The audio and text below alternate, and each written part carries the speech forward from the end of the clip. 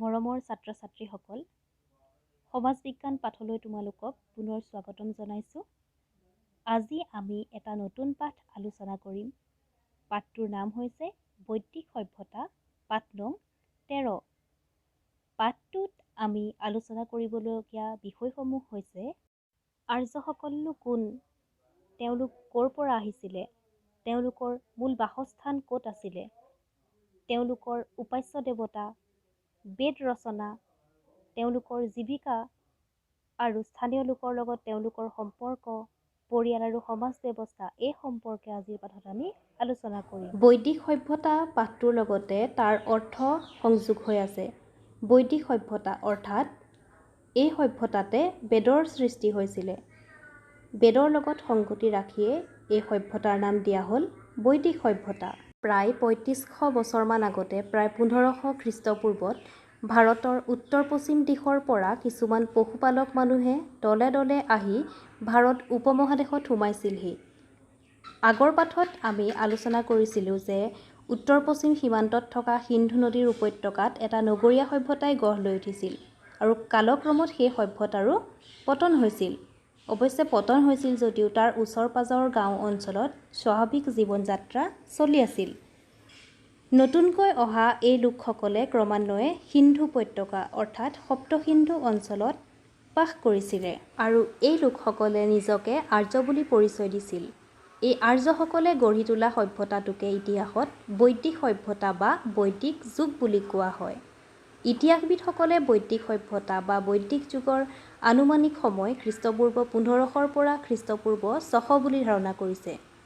বৈদিক যুগক দুটা ভাগত ভাগ কৰা হৈছে। প্ৰথমটো হৈছে ঋগ বৈদিক যুগ, খ্ৰীষ্টপূৰ্ব ১৫০০ৰ পৰা খ্ৰীষ্টপূৰ্ব ১০০০লৈ, আৰু দ্বিতীয়টো হৈছে পৰৱৰ্তী বৈদিক যুগ, খ্ৰীষ্টপূৰ্ব ১০০০ৰ পৰা খ্ৰীষ্টপূৰ্ব ৬০০লৈ। আৰ্যসকলৰ মূল বাসস্থান। আৰ্যসকলৰ পূৰ্বপুৰুষসকল সম্ভৱতঃ মধ্য এছিয়াৰ কৃষ্ণ সাগৰ আৰু কাস্পিয়ান সাগৰৰ মাজত থকা ভূভাগৰ অধিবাসী আছিল। তেওঁলোক প্ৰধানতঃ পশুপালক আছিল। এয়া হৈছে কাস্পিয়ান সাগৰ আৰু এয়া হৈছে কৃষ্ণ সাগৰ, আৰু তেওঁলোক এই মাজৰ ভূখণ্ডত বাস কৰিছিলে। ক্ৰমান্বয়ে তেওঁলোকৰ জনসংখ্যা বৃদ্ধি হ'ল, তাৰ পাছতে তেওঁলোকৰ পশুৰ সংখ্যা বৃদ্ধি হ'ল। ফলত তেওঁলোক নতুন নতুন ঘাঁহনি বিচাৰি পৃথিৱীৰ বিভিন্ন প্ৰান্তলৈ গতি কৰিলে। এখিনি গ'ল এই পশ্চিম দিশত আৰু আন এটা দল গ'ল এই দক্ষিণ পূব অংশত। ইয়াৰ পৰা এনেকৈ দক্ষিণ পূব অংশ এইখিনি অঞ্চলত তেওঁলোকে বাস কৰিলে। তাৰ পাছতে তেওঁলোক আৰ্যসকলে ইউৰোপ আৰু এছিয়াৰ বিভিন্ন প্ৰান্তত সিঁচৰতি হৈ পৰিলে। ক্ৰমান্বয়ে শ শ বছৰৰ পিছত এই যিসকল দক্ষিণ পূবলৈ আহি বাস কৰিছিলে তেওঁলোকে ক্ৰমান্বয়ে ইৰাণ, আফগানিস্তানৰ মাজেদি আহি ভাৰতত প্ৰৱেশ কৰিলে আৰু ভাৰতৰ এই অংশ হৈছে আমাৰ সিন্ধু উপত্যকা। এইখিনি জেগাত তেওঁলোক বাস কৰিলে আৰু এইখিনি জেগাক কি কয় তেতিয়া সপ্ত সিন্ধু বুলি কোৱা হৈছিলে। এতিয়া তোমালোকৰ নিশ্চয় জানিবৰ মন গৈছে যে সপ্ত সিন্ধু মানেনো কোনখিনি বা সপ্ত সিন্ধু কাক কোৱা হয়। সপ্ত সিন্ধু হৈছে সিন্ধু নদী আৰু ইয়াৰ ৬খন উপনৈ। সিন্ধু নদী, শতদ্ৰু বৰ্তমান সুতলেজ, বিপাশা বৰ্তমান বিয়াছ, ইৰাৱতী বৰ্তমান ৰাবি, চন্দ্ৰভাগা বৰ্তমান চিনাব, বিতস্তা বৰ্তমান জিলাম আৰু সৰস্বতী নদীক একেলগে কি কয় তেতিয়া সপ্ত সিন্ধু বুলি কোৱা হৈছিলে। আৰ্যসকলে এই সপ্ত সিন্ধু অঞ্চলতে বাস কৰিছিলে। এতিয়াহ'লে আৰ্য শব্দটোৱে কি বুজায়? আৰ্য শব্দটোৱে এটা গোষ্ঠীক বুজোৱা নাই। আৰ্য শব্দটোৱে একেধৰণৰ ভাষা ব্যৱহাৰ কৰা বহুতো জনগোষ্ঠীক বুজাইছিল আৰু নিজকে আৰ্য অৰ্থাৎ শ্ৰেষ্ঠ বুলি দাবী কৰিছিল। আদিতে তেওঁলোকে এটা ভাষাই ব্যৱহাৰ কৰিছিল আৰু সেই ভাষাৰ পৰাই ইৰাণ, ইৰাক, ইউৰোপৰ ভাষা আৰু বৈদিক ভাৰতৰ সংস্কৃত ভাষা ওলাইছিল বুলি ঠাৱৰ কৰা হৈছে। কালক্ৰমত এই ভাষাই ইণ্ডো ইউৰোপীয়ান ভাষা গোষ্ঠী হিচাপে জনাজাত হয়। ছাত্ৰ ছাত্ৰীসকল, আৰ্যসকলৰ উপাস্য দেৱতানো কোন আছিলে নিশ্চয় জানিবৰ মন গৈছে। আৰ্যসকলে তেতিয়া কি কৰিছিলে? প্ৰকৃতিৰ নানা ৰূপক বন্দনা কৰিছিলে। ইন্দ্ৰ, বৰুণ, অগ্নি, বায়ু, সোম, উষা আদি দেৱ দেৱীৰ কল্পনা কৰি যাগ-যজ্ঞৰ আয়োজন কৰিছিল। প্ৰতিগৰাকী দেৱতাক উদ্দেশ্য কৰি কিছুমান মন্ত্ৰ মৌখিকভাৱে গাইছিল। তেনে কল্পিত দেৱ দেৱীৰ ভিতৰত ইন্দ্ৰক শ্ৰেষ্ঠ বুলি ধৰিছিল। ইন্দ্ৰক তেওঁলোকে শক্তি, ঐশ্বৰ্য আৰু বীৰত্বৰ প্ৰতীক বুলি মানিছিল। তেওঁলোকে মন্ত্ৰবোৰ বহু কাল ধৰি মৌখিকভাৱে চৰ্চা কৰি আহিছিল আৰু তেওঁলোকৰ মুখে মুখে চলি অহা বাবে যাগ-যজ্ঞৰ সময়ত গোৱা এই যিবিলাক মন্ত্ৰ, এই মন্ত্ৰবোৰক কি কয় শ্ৰুতি নামেৰেও জনা গৈছিল। আৰ্যসকলে বেদৰ ৰচনা কৰিছিল বুলি কোৱা হয়। বহু বছৰ ধৰি চলি অহা শ্ৰুতিবোৰক সময়ত লিখিত ৰূপ দিয়া হয় আৰু গ্ৰন্থ আকাৰে উলিওৱা হয়। তেনে গ্ৰন্থকেই বেদ বোলা হয়। বেদ 4খন: ঋগ্বেদ, সামবেদ, যজুৰ্বেদ আৰু অথৰ্ববেদ। বেদক সংহিতাও বোলা হয়। আৰ্যসকল সপ্তসিন্ধুত বসতি কৰা কালতেই ঋক সংহিতাৰ সৃষ্টি হৈছিল। পৰৱৰ্তী কালত আৰ্যসকলে গংগা উপত্যকাত বসতি স্থাপন কৰিবলৈ লয়। এই গোটেই অঞ্চলটোকে আৰ্যবৰ্ত বোলে। আৰ্যবৰ্তত বসতি কৰা কালতে সামবেদ, যজুৰ্বেদ আৰু অথৰ্ববেদ ৰচিত হৈছিল। বেদৰ পাছত ব্ৰাহ্মণ, আৰণ্যক আৰু উপনিষদসমূহ ৰচনা কৰা হয়। এই সকলোবোৰকে মিলাই বৈদিক সাহিত্য বোলা হয়। বেদ আদি প্ৰাচীন গ্ৰন্থবোৰৰ উপৰি আমাৰ দেশত ৰামায়ণ আৰু মহাভাৰত নামৰ দুখন মহাকাব্য ৰচিত হৈছিল। এই মহাকাব্য দুখনো আৰ্যসকলৰেই পৰৱৰ্তী কালৰ অৱদান বুলি ধৰা হয়। এই প্ৰাচীন সাহিত্যবোৰ অধ্যয়ন কৰিলে সেই যুগৰ সমাজ, অৰ্থনীতি, ৰাজনীতি, ধৰ্মীয় অৱস্থা, কলা-কৃষ্টি আদিৰ বহু সম্ভেদ পোৱা যায়। ছাত্ৰ-ছাত্ৰীসকল, আৰ্যসকলৰ জীৱিকানো কেনেধৰণৰ আছিলে সেই সম্পৰ্কে আমি আলোচনা কৰোঁচোন আহা। ইতিমধ্যে আমি গম পালোঁ যে আৰ্যসকল মূলতঃ পশুপালক আছিল। গৰু, ভেড়া, ছাগলী আদি জন্তু পোহপাল কৰি জীৱন নিৰ্বাহ কৰিছিল। গৰুৱেই আছিল জীৱিকাৰ প্ৰধান সম্পদ। গৰুৰ গাখীৰৰ পৰা উৎপন্ন হোৱা মাখন, ঘিউ, দৈ আদি তেওঁলোকৰ প্ৰিয় খাদ্য আছিল। সেই সময়ৰ সমাজত পশুধনৰ অৰ্থনৈতিক মূল্যই যথেষ্ট গুৰুত্ব পাইছিল। পশুধনৰ ভিতৰত গৰুৱেই আছিল বস্তু বেচা-কিনাৰ মাধ্যম আৰু প্ৰতিপত্তিৰ প্ৰতীক। সেয়েহে গৰুৰ সংখ্যা বৃদ্ধি কৰাটো আৰ্যসকলৰ প্ৰধান লক্ষ্য আছিল। ঋগ্বেদত গৰু, ঘোঁৰা আৰু পুত্ৰ লাভৰ বাবে জনোৱা বহুতো প্ৰাৰ্থনা সন্নিৱিষ্ট হৈ আছে। কালক্ৰমত পশুপালক আৰ্যসকল স্থানীয় কৃষিজীৱী লোকৰ সংস্পৰ্শলৈ আহে। ফলত তেওঁলোকৰ জীৱন-যাপন প্ৰণালীৰ ক্ৰমশ পৰিৱৰ্তন হ'বলৈ ধৰে। স্থানীয় লোকসকলে নিজ অঞ্চলত প্ৰধানকৈ ঘেঁহু আৰু ধান খেতি কৰিছিল।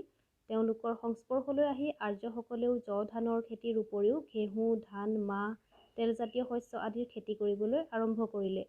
আদিতে পশুপালক হিচাপে জীৱন-যাপন কৰা আৰ্যসকল সময় যোৱাৰ লগে লগে কৃষিজীৱী হৈ পৰিল। ছাত্ৰ-ছাত্ৰীসকল, স্থানীয় লোকসকলৰ লগত আৰ্যসকলৰ সম্পৰ্ক কেনেধৰণৰ আছিল আমি জানোচোন আহা। সপ্তসিন্ধু অঞ্চলত বসবাস কৰা সময়ত আৰ্যসকল সততে স্থানীয় মানুহৰ লগত সংঘৰ্ষত লিপ্ত হ'ব লগা হৈছিল। আৰ্যসকল আৰু স্থানীয় লোকৰ মাজত বহুতো কথাৰ অমিল আছিল। আৰ্যসকলে তেওঁলোকৰ গোধন সম্পত্তি বৃদ্ধি কৰাৰ হাবিয়াসতেই স্থানীয় মানুহৰ লগত যুঁজ-বাগৰ কৰিছিল। আৰ্যসকলে তেনে যুঁজ-বাগৰত ঘোঁৰা আৰু লোৰ অস্ত্ৰ-শস্ত্ৰ ব্যৱহাৰ কৰি স্থানীয় লোকসকলক পৰাভূত কৰিবলৈ সমৰ্থ হৈছিল। মুঠৰ ওপৰত সংঘৰ্ষ আৰু বুজা-পৰা কৰি আৰ্যসকলে কালক্ৰমত নিজ প্ৰতিপত্তি বঢ়াইছিল। ইতিহাসবিদসকলৰ মতে আৰ্যসকলে ভাৰতত ঘোঁৰা আৰু লোৰ ব্যৱহাৰ আৰম্ভ কৰি সভ্যতাৰ এক নতুন যুগৰ সূচনা কৰিছিল। যাতায়াতৰ বাবে আৰ্যসকলে ঘোঁৰা আৰু ঘোঁৰাই টনা ৰথ ব্যৱহাৰ কৰিছিল। এতিয়া আমি আলোচনা কৰিম আৰ্যসকলৰ পৰিয়াল আৰু সমাজ ব্যৱস্থা সম্পৰ্কে। আৰ্যসকলৰ পৰিয়ালতো আজিকালিৰ দৰে বয়োজ্যেষ্ঠ মানুহজনেই আছিল পৰিয়ালৰ মুৰব্বী। ঘৰৰ সকলো কাম-কাজ তেওঁৰ নিৰ্দেশমতে চলিছিল। তেওঁলোকৰ সমাজ যদিও পুৰুষ প্ৰধান আছিল, ধৰ্মীয় আৰু ৰাজনৈতিক কাম-কাজত মহিলাসকলেও অংশগ্ৰহণ কৰিছিল। বিশেষকৈ যাগ-যজ্ঞ কৰাৰ সময়ত মহিলাসকলে নিজৰ স্বামীৰ কাষত স্থান লৈছিল। ঋগ্বেদৰ যুগত বিশ্বৱাৰা, লোপামুদ্ৰা, ঘোষা, অপলা আদি নামৰ নাৰীয়ে বিভিন্ন শাস্ত্ৰত পাণ্ডিত্য দেখুওৱাৰ দৃষ্টান্ত আছে। ভালেকেইগৰাকীমান নাৰীয়ে বেদৰ স্তোত্ৰও ৰচনা কৰিছিল। তেওঁলোকে সভা-সমিতি, অনুষ্ঠান আদিত ভাগ লৈছিল। কিন্তু পাছলৈ তেওঁলোকৰ সামাজিক ভূমিকা সীমাবদ্ধ হৈ পৰে। আমি ঋগ-বৈদিক যুগৰ সম্পৰ্কে আলোচনা কৰি আছিলোঁ। এতিয়া আমি আলোচনা কৰিম পৰৱৰ্তী বৈদিক যুগৰ সম্পৰ্কে। পৰৱৰ্তী বৈদিক কালত কি হৈছিলে? ঋগ্বেদৰ সময়ত আৰ্যসকল প্ৰধানতঃ পশুপালক আছিল। কিন্তু সপ্তসিন্ধু অঞ্চলত হয়তো কালক্ৰমত ঘাঁহনি পথাৰৰ অভাৱ হ'বলৈ ধৰে। অন্য হাতেদি তেওঁলোকৰ জনসংখ্যা আৰু জীৱ-জন্তুৰ সংখ্যাও বাঢ়িছিল। সেয়েহে নতুন উৰ্বৰা ঘাঁহনি পথাৰৰ প্ৰয়োজন হৈ পৰে আৰু সেই উদ্দেশ্যে তেওঁলোক হিমালয়ৰ নামনিৰ গংগা নদীৰ উপত্যকা অঞ্চলত প্ৰৱেশ কৰিছিল। বৰ্তমানৰ উত্তৰ প্ৰদেশৰ সমগ্ৰ অঞ্চলত তেওঁলোকৰ বসতি বিস্তাৰিত হৈ আছিল। ধৰ্মীয় ৰীতি-নীতিৰো সেই সময়ত ব্যাপক বিকাশ ঘটিছিল। ইতিমধ্যে আমি জানিলোঁ যে লাহে লাহে আৰ্যসকলে স্থানীয় লোকসকলৰ দৰেই খেতি কৰিবলৈ আৰম্ভ কৰিছিল।